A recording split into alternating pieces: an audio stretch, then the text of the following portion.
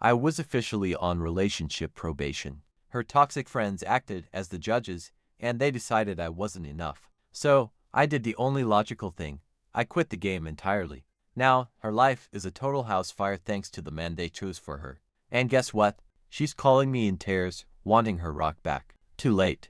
Imagine being told that your 2-year relationship is on probation because a group of people who don't even like you decided you aren't enough.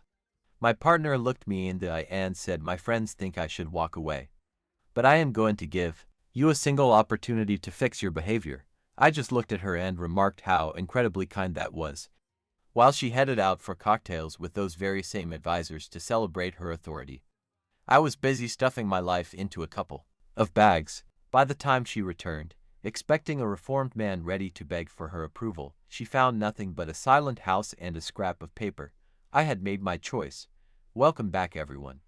Before we dive into the full sequence of events, please consider subscribing to the channel and giving this video a thumbs up if you appreciate stories about standing up for your own worth. It really helps us bring more of these perspectives to you. Now, let's get back to the night everything shifted. The atmosphere in our home had become suffocating. A heavy pressure building up like the moments before a lightning strike. We had been existing in this state for a month. A thick, uncomfortable silence was only broken by the aggressive clicking of Sophie's phone as she messaged her inner circle, followed by those intentional, heavy exhales designed to make sure I knew she was miserable. I stayed on the sofa, pretending to be occupied with a magazine, though every nerve was vibrating in response to her silent hostility. I knew exactly who was pulling the strings. It was a girl named Bella and her hand-picked jury of experts known as the Squad. Finally, Sophie slammed her phone onto the table with a sharp crack that sounded like a starting gun. She told me we needed to have a discussion. This was the moment. I slowly closed my magazine, a very intentional and calm movement. I told her I was listening. She didn't sit down. Instead, she paced back and forth by the balcony, arms tightly folded, looking like she was performing a scene in a drama. She claimed she had been doing a lot of soul-searching and consulting with people who truly understood her needs. I remained quiet. My lack of response was the blank page she needed to write her list of complaints. She turned around, her face a carefully crafted mask of disappointment and fake mercy. She explained that her social circle, especially Bella, thought she was a fool for staying with me. They had been observing us, she said, and they noticed things she had been trying to overlook. A cold sensation began to settle in my stomach. I asked her what exactly they thought they saw. She looked at me as if I was being intentionally dim. She mentioned a lack of ambition and a missing spark. She brought up her recent job celebration. I had surprised her with a beautiful bouquet. But Bella's partner, Julian, had apparently rented out an entire VIP lounge for Bella just because it was Tuesday. I was confused because she had told me she adored those flowers. She just brushed that aside, saying it was about the magnitude of the gesture. She wanted me to show the world I was obsessed with her. Then she brought up a wedding we attended, where a musician was flirting with her. I had just smiled and brought her a fresh drink. According to Bella, a real man like Julian would have caused a scene or intimidated the guy. Apparently, my trust was actually a lack of protective instinct. Every word she spoke felt like a bullet manufactured in a group chat. I could practically hear Bella's sharp, judgmental voice echoing behind Sophie's words. She mocked my stable career, calling it a cozy job with the kind of air quotes that were starting to make me lose my mind. She admitted it was secure, but asked if it was exciting. Bella was seeing a guy launching his third company, and she craved that chaotic energy and risk. I just went to work and came home, and according to the committee, that was an insult to her potential. The freezing sensation in my chest was becoming unbearable. This wasn't her speaking. She was simply reciting a script written by someone else. I asked her in a low voice what the final verdict was. Sophie took a long, dramatic breath, looking like a martyr preparing for a grand sacrifice. She told me the conclusion was that her circle believed she should walk away. They had documented every single way I was failing to satisfy her requirements. They told her she was settling for less and that I was an anchor holding back her true potential. The room felt like it was shifting beneath my feet. 2 years of shared history, of me supporting her through the grief of losing her father, of building a peaceful and supportive home together, all of it was reduced to a checklist in a group chat titled Sophie's Intervention. But then she looked at me with a gaze full of what she thought was grace and loyalty. She claimed she wasn't like them and that she still believed in us. That was why she was offering me one last opportunity. The words felt toxic. I asked her what exactly this opportunity was for. She told me it was to correct my behavior, as if she were fixing a broken toaster. She wanted me to become the man she deserved, someone with more aggression, more ambition, and that grand, performative energy her friends loved. She said we could start a new plan tomorrow to fix me. A strange, hollow calmness washed over me. The ice in my heart finally froze solid, and I saw the situation with terrifyingly sharp clarity. I wasn't her partner or her equal. I was a project that her friends had graded as failing, and she, acting like a merciful manager, was giving me a short extension before firing me. I had to remodel my entire soul to fit their blueprint. A faint, joyless smile crossed my face. It wasn't because I was happy. It was the look of someone who finally understood the rules of a rigged game. I told her how incredibly generous she was. My voice was flat and analytical, not angry. This caught her off guard. She had prepared herself for a shouting match, for me to break down in tears or promise to change everything. She wasn't ready for me to just calmly accept her statement. Her confidence wavered for a second. She insisted she was being serious. Then, trying to regain control, she announced she was meeting Bella and the others at a new rooftop lounge. She claimed she needed space to reflect and that her friends were her only support system. She told me we would discuss my progress when she returned, and that I should use the time to think about how I was going to fix myself. She stood there, waiting for me to argue or present a plan for my own renovation. I simply nodded and told her to have a good time with her friends. I saw a flash of annoyance in her eyes. She grabbed the expensive designer bag I had spent months saving for and walked toward the exit. Before leaving, she paused to tell me she was doing this for us and that she was the one fighting for our future. Then the door closed. The silence that followed wasn't heavy or tense anymore. It felt clean and empty. I sat there for 5 minutes, just listening to the quiet hum of the kitchen. I replayed her demand in my head. A chance to correct yourself. She didn't say us, she said me. I stood up without any anger or panic, just a sense of complete detachment. I went to our room and grabbed my old travel bag. I opened the dresser we shared and began neatly folding my clothes, my shirts, my gym gear. Everything from my side of the closet. I took my best shoes, my grooming kit, and the expensive cologne she had chosen because it smelled like success. I didn't even glance at her side of the room. It already looked like a museum of a life I no longer belonged to. I cleared out my small desk, taking my laptop and the hard drive with my work. I saw a framed picture of us from a mountain trip 2 years ago, back when her smile was actually genuine and not a performance for her social media. I left the photo behind. In the kitchen, I found a pen and a notepad. There was no need for a long, poetic letter. The message needed to be a reflection of her own words. I wrote that I had decided not to take the chance and said goodbye. I didn't sign it. There was no doubt who it was from. I left it on the counter where she would see it after a night of being validated by her jury. I threw the bag over my shoulder and took one final look at the space where we had lived, the sofa where I used to hold her, the table where we shared breakfast. I felt absolutely nothing. It was like looking at a movie set after the production had moved on. I locked the door and walked to my car. As I started the engine, I silenced her notifications on my phone. I wasn't ready to block her, but I was done listening. I drove into the night, feeling the weight of the last 2 years finally lifting off my shoulders. It wasn't sadness, it was the strange, light feeling of being free. I headed straight to Liam's house, my closest friend since childhood. There was no advance warning. I simply showed up at his front door with my duffel bag at 10 o'clock that night.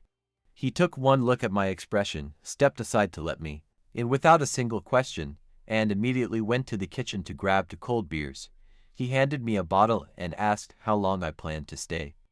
I took a long drink and told him it was indefinite. I explained the entire situation, repeating Sophie's words exactly as she had said them about me needing to correct myself. Liam, who had always detested Bella and her little committee, just shook his head in a slow motion of pure disgust. He summarized it perfectly. So she basically put you on a professional performance review with her arrogant friends acting as the HR department, and you just walked out. I told him I did. A massive grin spread across his face, and he told me that was the only correct response. He said that vanishing is the nuclear option of self-respect when faced with an ultimatum like that. He cleared off his sofa and provided me with a pillow and a blanket. As I lay there in the darkness, staring up at the ceiling of his guest room, I waited for the emotional hit. I expected the grief, the crushing heartbreak, or the desperate longing to return to her, but those feelings never came. In their place was just a vast, hollow stillness. It wasn't quite peaceful yet, but it was neutral, the emotional equivalent of white noise. My phone, which was lying face down on the carpet, lit up at nearly 1 in the morning. It was a call from Sophie. I just watched the screen glow until it finally went to voicemail. A minute later, the device buzzed with a text. I didn't open it. It vibrated 3 more times in short bursts before finally going silent. The next morning, while having coffee, I finally checked the messages. The first voicemail was from 12:37 a.m. In the background, I could hear the muffled sounds of music, laughter, and glasses clinking. Her voice sounded slurred and uncharacteristically loud. She was demanding to know where I was and reminding me that we were supposed to talk when she got home. I heard a distinct giggle in the background that was definitely Bella. Then the text started. At 12:41, she asked if I was actually not at home. By 12:55, her tone shifted, calling my behavior childish and accusing me of trying to punish her.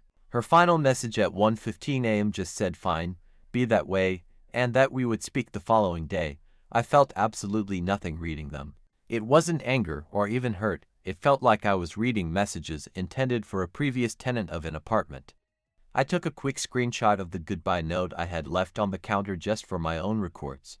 Then I began the process of blocking her. I was methodical about it. I blocked her number, then her Instagram, her Facebook, and even her professional networking accounts. It wasn't an act of hidden rage. It was more like digital sanitation. I was simply cutting the ties to a source of infection.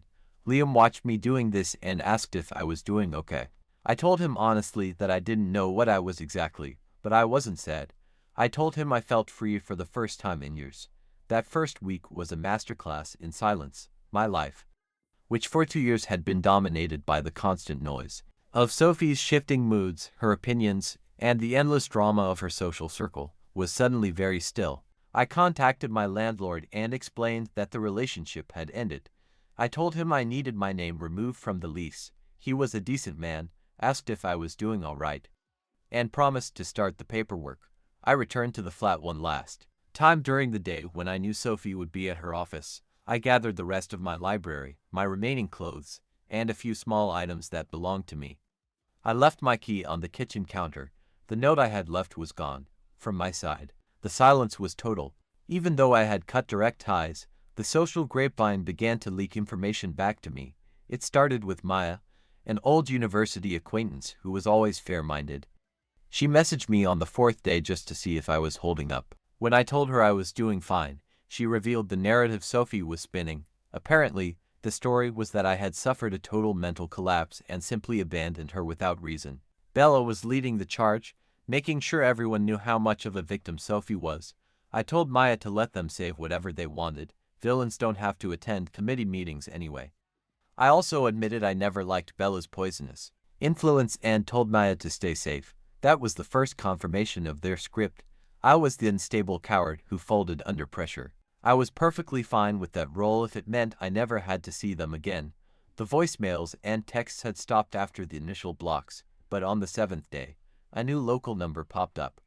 I ignored it and let it go to the machine. Sophie's voice was different now, sharp and full of irritation. She told me I had made my point but called my silence juvenile. She demanded I come home so we could resolve this like adults, claiming I couldn't just run away from my responsibilities. It was clear she still thought this was a game, a negotiation tactic I was using to gain leverage. She was waiting for me in that empty flat, expecting me to show up with a list of ways I planned to improve myself. I deleted the message and blocked the number. 3 days later, another unknown number tried its luck. This time, the mask of patience was completely gone. She screamed that her friends were right about me being a coward who couldn't face reality. She said Bella had predicted exactly how I would act and told me I had played myself. Her voice was thick with rage, clearly trying to provoke any kind of emotional response just to prove she still had a hook in me. I imagined her sitting there, surrounded by the ghost of my presence, her anger growing with every hour I refused to engage. I blocked that one too. Then, for 2 weeks, there was absolute radio silence. However, the gossip didn't stop. I ran into a guy named Chris at the gym, who was dating one of Sophie's friends. While we were resting between sets, he mentioned he'd heard about the split. He lowered his voice and told me I was probably better off, according to his girlfriend. Sophie had spiraled and quickly rebounded with some guy Bella had handpicked. For her, a self-proclaimed entrepreneur named Victor. I kept my expression neutral and simply said good for her. Chris snorted, saying the guy sounded like a total fraud. He drove a flashy lease car, talked incessantly about his brand, and bought rounds of drinks for the whole bar just to feel important. He said Sophie was clinging to him like she was trying to prove a point to the world. It was a sad situation, but it was a sadness that belonged to someone I no longer knew.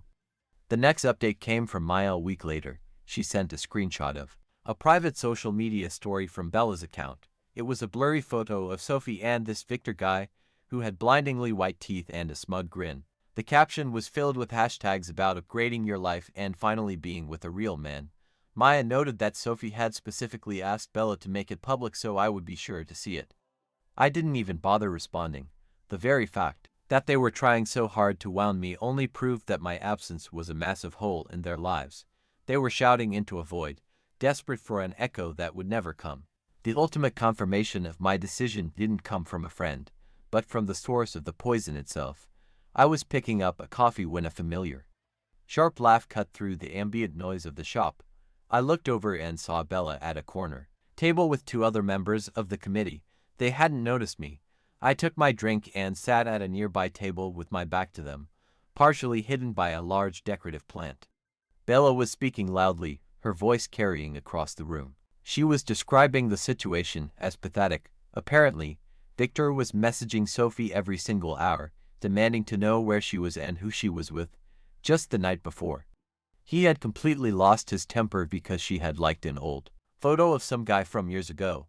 One of the other girls mentioned that Sophie was trying to defend him, claiming he was just being passionate.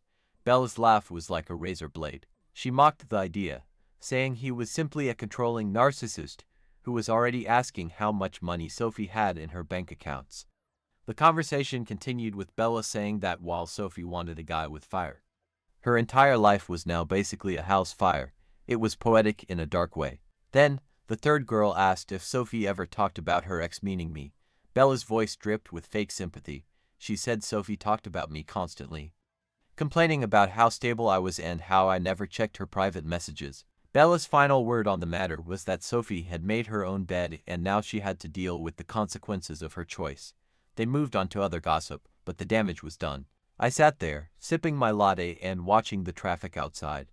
The grand gesture guy, the supposed real man they all wanted for her, was exactly what anyone with sense would have predicted: insecure, volatile, and financially predatory. Sophie had traded a peaceful, loving harbor for a dramatic, leaking ship, and her captain, Bella, was already laughing about the coming wreck.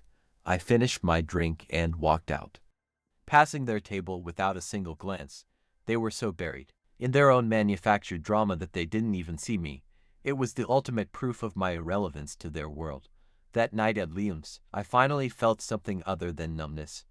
It wasn't exactly happiness, but rather the solid, quiet satisfaction of having dodged a bullet. The storm I had walked away from was now raging at full strength, and I was sitting in a dry, warm house listening to the distant thunder.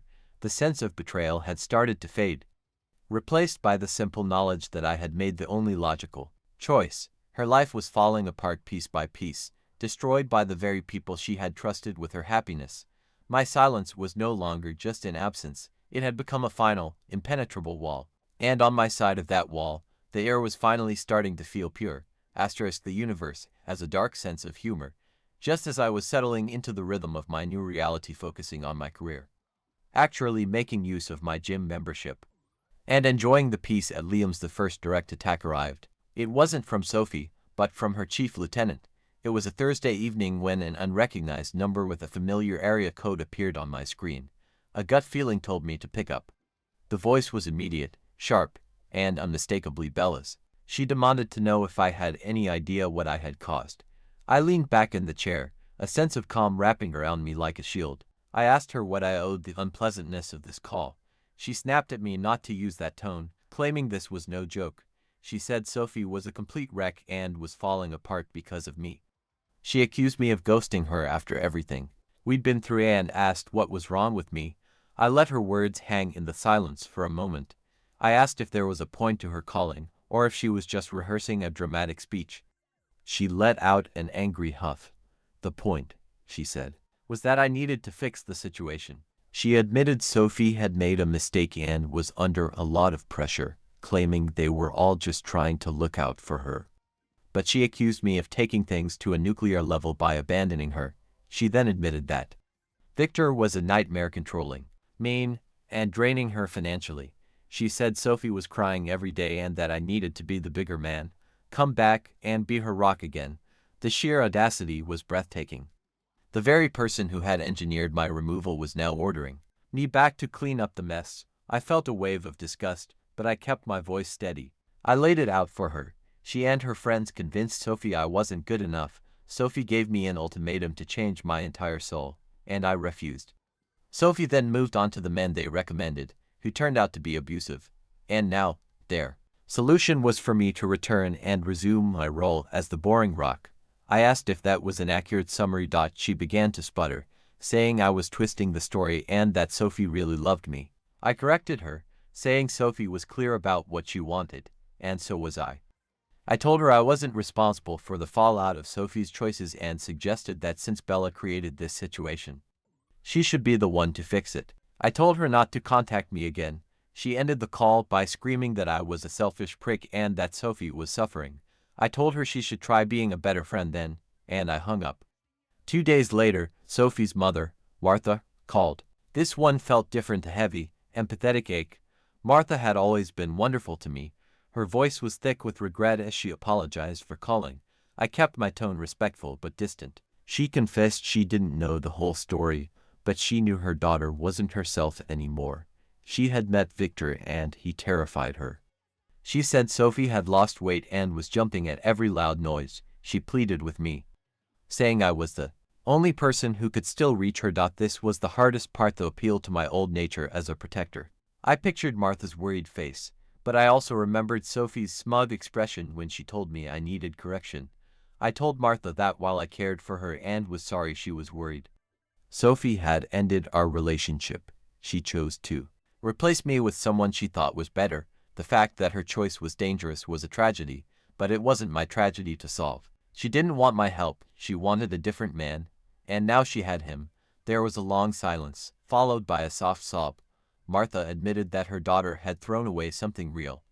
I told her that was between Sophie and her conscience, and I bid her a respectful goodbye. The final break happened a week later. A random number called at 11 on a Sunday night. I was reading and answered out of curiosity. The sound on the other end was pure, raw distress, through ragged sobbing. Sophie told me he had taken her keys and changed her banking passwords. He told her that if she loved him, she'd give him total access to everything. Her voice was stripped of all the old performance. She was shattered. She said he had thrown her phone against the wall and that everything had gone wrong. I stayed silent, listening to the sounds of her life collapsing. She wept, admitting she was stupid for listening to her friends and that it was all a game to Bella. She called me her rock and her home, lamenting that she had traded me for a list of complaints from people who didn't understand love. She gasped for air, begging me to help because she was scared and had nowhere else to turn. There it was, the full circle. The plea from the bottom of the hole she had jumped into. I waited for my old instincts to kick in, for the urge to save her to take over, but I felt nothing but a profound emptiness. Her pain was real, but it felt like it was happening to a total stranger. I spoke her name in a voice that was calm, clear, and completely devoid of warmth. She caught her breath, thinking I was throwing her a lifeline. I told her that her situation sounded very difficult, using the same polite tone I'd use for a distant colleague. Then I told her I hoped she figured it out. The silence on her end was absolute. I had offered her a hollow social nicety when she was begging for a parachute. It was the coldest thing I could have done. She whispered a broken question, asking If that was really all I had to say, I simply said yes. I heard the click as she disconnected. I put my phone down, finished my chapter, and went to sleep. It was the deepest sleep I'd had in years. The last piece of the puzzle didn't come through a confrontation, but as a digital whisper. I received a direct message from an account I barely recognized belonging to David, the long-suffering partner of Bella. He sent a series of images and a short note saying he thought I should see the truth. The screenshots were from a private group chat titled The Council. The level of arrogance in those messages was staggering. The participants were Bella, Rachel, and another girl from their circle. The messages were dated weeks before the ultimatum. Bella had described me as a beta who was holding Sophie back, claiming she needed a push to realize it. When Rachel asked if I wasn't actually good to her, Bella dismissed kindness as a code word for being boring. She mentioned that her cousin Victor was coming to town and labeled him a true alpha. Her plan was to make Sophie see how lacking I was by staging an intervention and listing my flaws. She predicted Sophie would crack under the pressure and either force me to change or upgrade to Victor. It was a win-win situation for their entertainment. The most recent screenshot showed Bella calling Victor a psycho and Sophie a wreck, but she concluded it was just karma for Sophie being so weak-willed. I stared at the screen, but I felt no rage. It was just clinical confirmation. Sophie hadn't just made a mistake. She had been a pawn in a game of social chess where winning meant creating the maximum amount of drama. I thanked David and expressed my hope that he would find his own way out of that toxic circle. He simply replied with a thumbs-up emoji. Months passed. I moved into a bright new apartment that felt entirely mine. My career flourished. That cozy job had earned me a promotion and a significant raise because of my steady reliability. I spent my free time outdoors or with Liam, and I started learning to cook for myself. One afternoon, I was at a popular cafe near my office waiting for my drink. I felt a presence nearby and caught a scent of perfume mixed with cigarette smoke. I looked up and saw Sophie. She looked diminished. The spark I had once loved was completely gone, replaced by a nervous, tired flickering in her eyes. She had lost too much weight, and her clothes didn't seem to fit right. She held her cup like a shield. She whispered a greeting, and I gave her a polite, neutral nod. She told me I looked good. I was healthy, tan from my weekend hikes, and for the first time in years, I felt completely at peace. I thanked her as the barista called out my order. She remained standing there, blocking my path to the exit. She blurted out that she knew what Bella had done because David had shown her the messages too. She admitted I was right to leave and confessed that she had been a fool. She told me she had lost everything: her home, her savings, and her dignity. Victor had taken what he could and vanished. I took a sip of my coffee, which was perfectly bittersweet, and told her I was already aware of the situation. She flinched at my tone. It wasn't mean, it was just cold, hard fact. She asked if we could ever grab a coffee as friends just to talk because she felt she needed closure. I looked at her then, searching for any trace of the woman I used to love. I saw only a stranger who served as a monument to poor decisions. At that moment, my phone buzzed with a text from Elena, a woman I had been seeing recently. She was smart, funny, and actually appreciated my stability. She had sent a joke about our upcoming trip. A small, genuine smile touched my lips. Sophie saw it and her face fell. She realized that smile wasn't for her and never would be again. I looked at my watch and told her simply that I didn't think that was a good idea. I met her eyes one last time, and she saw the truth she had been dreading. There was no hate or lingering pain there, only a clean and total indifference. She was just a footnote in a chapter I had finished a long time ago. I told her to take care, but it wasn't a wish. It was a punctuation mark. I stepped around her and walked out into the sunlight. The air felt fresh and new. I sent a quick reply to Elena, a real smile spreading across my face, and put the phone away. I didn't look back once. I had a life too. Live, one I had built brick by quiet brick in the peaceful silence Sophie had left behind. To those asking later, no, I never confronted Bella or replied to David again. Their own toxic world is doing a fine job of consuming itself without my help. And to anyone who thinks I was too harsh, you've clearly never had your soul put on a performance review by a committee. The kindest thing you can do for yourself is to refuse to play the game. That is why you should never accept a second chance from someone who treats you like a subordinate on probation instead of a partner.